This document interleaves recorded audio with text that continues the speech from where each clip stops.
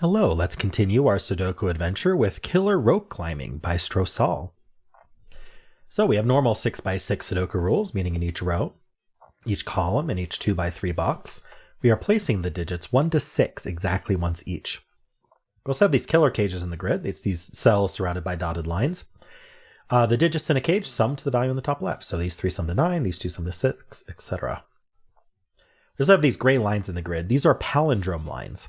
So they read the same forwards and backwards. So if this was, say, 1, 5, 3, 2, then we need to be the same forwards and backwards. We also have to be 1, 5, 3, 2 this way. So 1, 5, 3, 2, 3, 5, 1, then 1, 5, 3, 2, 3, 5, 1. So it's the same forwards and backwards. And that's it. Those are the rules. There's a link in the description if you'd like to try the puzzle yourself. And I'm going to get started right now. All right, the only thing I'm noticing in these cages is the 8 cage must have a 1 in it. Easiest way to kind of prove that is, what if it didn't have a 1 in it? What are the 3 smallest digits we could put in? Well, that's 2, 3, and 4. That adds to 9, which is bigger than 8. So we need to use a 1 or we're going to exceed the sum. The 6 is going to be either 1, 5, or 2, 4. We don't know which one. 9 and 3, unfortunately, we can't limit the 1 to that. It could be 2, 3, 4. 13 and 3, the way to kind of tell whether that's going to be interesting or not is think about the smallest number and the biggest number a 3-cell cage could be. Smallest is 1, 2, 3. That's 6. If we're 6 or close to 6, then it's interesting. 4, 5, 6 is 15. So that's our biggest. 13 is like it's close enough that I think we must use a 6. Because it kind of works symmetrically, but 4, 5, 6 is the only way that we can add to 15. And then if we want to remove the 6, we have to shift them all down, which is going to subtract 3 from that. And since 13 is 2 away from 15, it is going to require the 6 to be in it. All right. But it's about as open as the 8. Kind of symmetric. 8 is 2 away from 6. 13 is 2 away from 15. All right. So the palindromes you can think about as clones, which can be helpful. So maybe we should start coloring. So whatever green is, it's the same wherever I green. And then these two, let's just call that purple. And we know green and purple are different because they share a box here.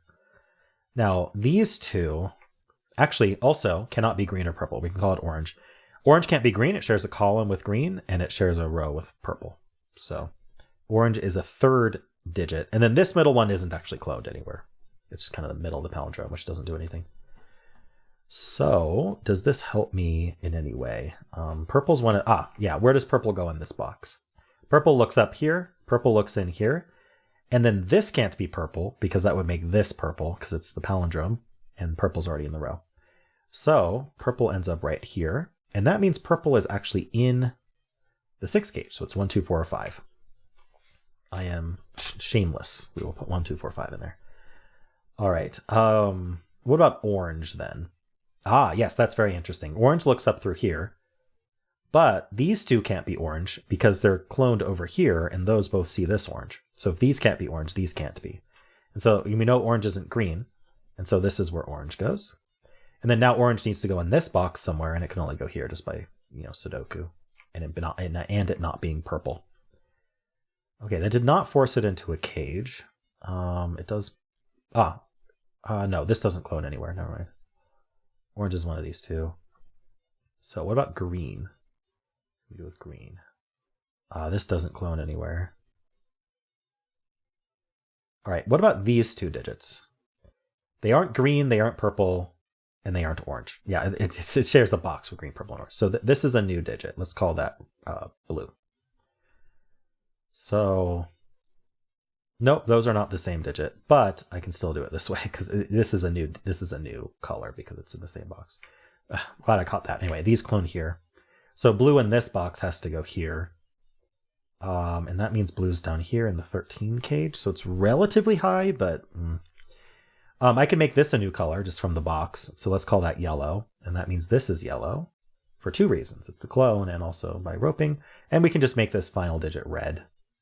That puts red up here. Okay. So now we can just sort of color solve this, right? This column is missing a purple and it's missing a blue. This can't be the blue, so this has to be purple and this has to be blue. This is interesting. I wonder if we can color the whole thing.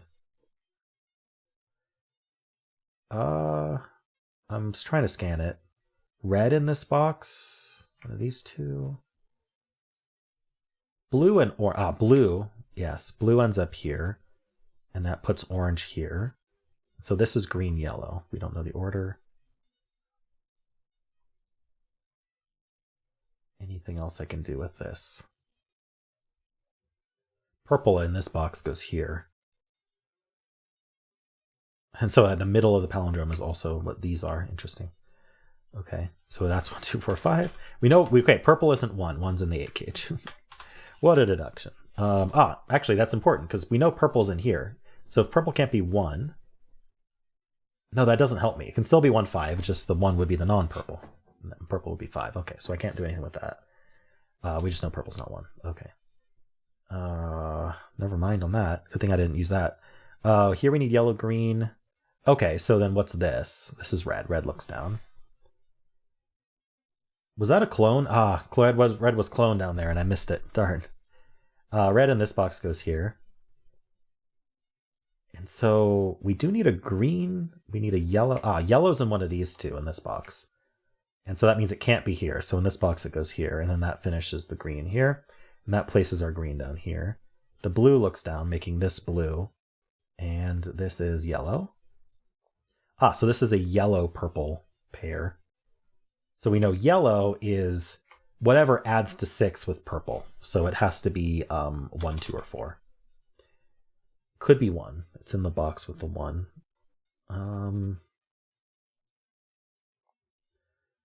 Okay, I got to color more, I think. Yeah, this column finishes with a blue.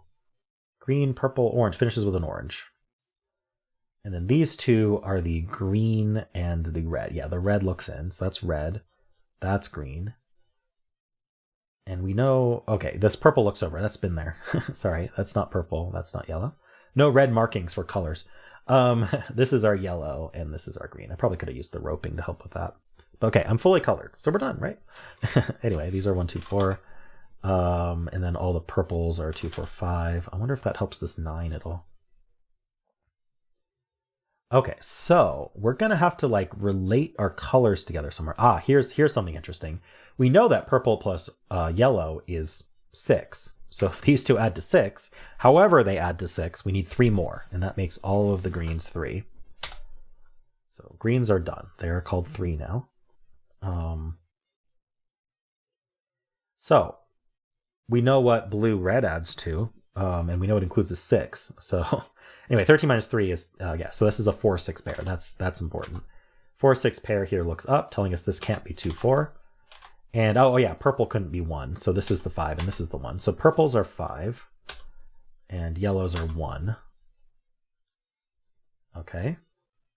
And orange is known now. It's whatever's left for this column. It's a 2. Oh, and this adds to 8. So blue is 4. Red is 6. And we're done. All right, neat. I wasn't confident that we could have colored the whole thing, but we did. Before getting digits. That was nice. All right, very neat puzzle, Strosahl. I really like puzzles like that. I think it's fun to like do 2 passes. You color it and then you digit it based on how you colored. The logic of like, we know that purple, yellow adds to 6, and so that means this has to be a 3. Like, that's really hard to deduce unless you've colored the whole grid at that point. Cool. Well, let me know how you did. If you enjoyed this, why not leave a like, subscribe, and a kind comment below.